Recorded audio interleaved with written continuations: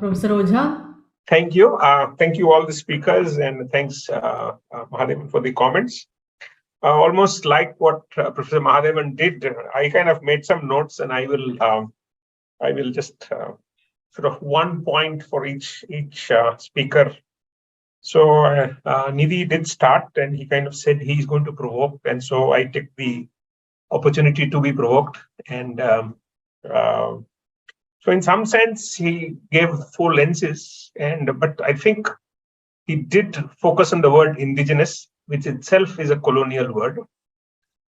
It implicitly means that some people were true residents and others were intruders, and that is itself being challenged in the Indian context. So having said that, I mean, maybe it's okay for you from your context, but for me, I see this reminds me of a Panchatantra story of two cats and a monkey.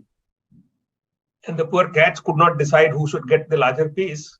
So the monkey came to sort of solve the issues. So I think Western scholarship has played that role for too long. That, you guys, somebody is getting the bigger piece and somebody is getting the smaller piece. So we will help you. So I think I provoked enough to say, I think Western thought should be kept out. We will do our fights. We will come to an equilibrium. Someone will get more, someone will get less. You could see Bhawuk, he is doing research and he's drawing on the Quran. Some people are drawing on other things. Some people are drawing in Vedanta. In some sense, we will solve our issues. Okay, so in some sense, we need not have a perfect equilibrium. And if that, in the absence of a perfect equilibrium, I don't see the space for Western scholars to come and provide us that equilibrium. Okay, so I think we will solve our problems. There are problems. Who is indigenous? Who is authentic? These are challenges. And I would like each society to solve that indigeneity on its own. Okay. Thank you. The second kind of I've heard Professor Rajen before, but today I liked his terminology, the journal to journal publication. I think Professor Rajen, you're being mild. Is actually worse than that. It is worse than that. It is sort of garbage to garbage. Okay. People are just picking up survey instruments from somewhere, just picking up data of some kind and using some statistics. I've lost confidence in these methods for so long that it reminds me of us being forced as kids to go to schools where our drawing books depicted images which we had to color, which we never see outside. Okay, it's all small huts next to a river, a chimney, smoke coming out, and growing up, we painted that. Nobody asked us, do you see that image outside? But we were getting good English education. Now, drawing books also came from England, or if somebody made a poor copy of that. And that's how our education system has grown up. So it's a lot of us are forced to do this journal to journal publication or garbage to garbage publication for sheer survival.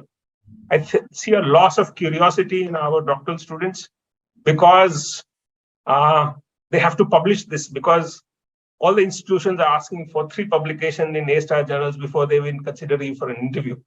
We are killing curiosity. So I think we need to, as people who are in positions who can actually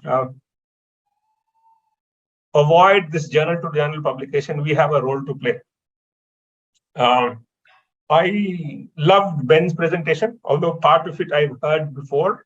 It was really nice to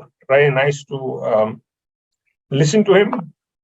But what I liked about his system was, at least in the schools, it seems that the Filipino ethos is being passed on to students. So that even if the management schools are doing some damage, the student who's coming to management education, at least at the school, he or she has got a grounding of what would be a Filipino ethos. Unfortunately, in India, we start that damage from the schools. We are not exposing, and I can say for myself, almost sort of paraphrasing what Professor Rajen said, I got the best of European education in India in school, I got the best of American education in engineering here, and I got the best of American education during my PhD in Canada. Okay, so even when I went to Canada, I got best of American education. Sorry to say that, but yeah, it's much later in life. Thanks listening to some other people, we realized what I have been gone through, and sort of I hope both Philippines and India we can recover from the colonial tragedy. It was great to listen to Ashish. His team has done some wonderful work. I mean, sorry, I was not as tuned into what work he is doing, but it was wonderful.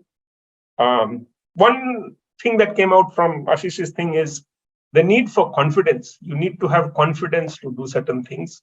And I picked up this idea of, how Sunday became a holiday in the Indian context. I mean, I visit Israel and they have no difficulty in maintaining the Sabbath as the holiday.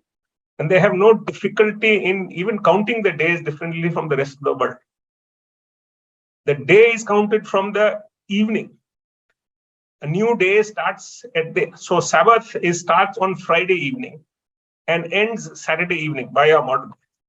And you go there, they are as modern as anybody else in all their context. But when it comes to maintaining the Sabbath, they start counting from Friday evening to Saturday evening. It requires some confidence that, my tradition, it's a different way of counting time. My way is okay. You will adjust when you come here, okay? And again, Professor Dharm, I mean, I sort of again I loved his comment that, whenever you use a Western construct to describe something in India, you are actually insulting anything Indian. Only one difference I have with him, he said, stop complaining about the West. That's one difference. I will continue complaining about the West, because unless I complain about the West, people will forget. So even as some of us work to develop indigenous knowledge, this complaint against the West has to continue. To avoid what Ashish was saying, that post-independence, a lot of scholars tried to develop indigenous knowledge, but somehow we got sucked into Western knowledge. So while we develop Indian knowledge, some of us are going to continue to criticize Western knowledge so that these set of people who are working on indigenous knowledge get some space to flower. Okay. So with that, I'll stop. I think I hope this conversation goes forward and we see more tangible results on all the points that people have mentioned. Thank you. Thank you so much, Professor Ojha.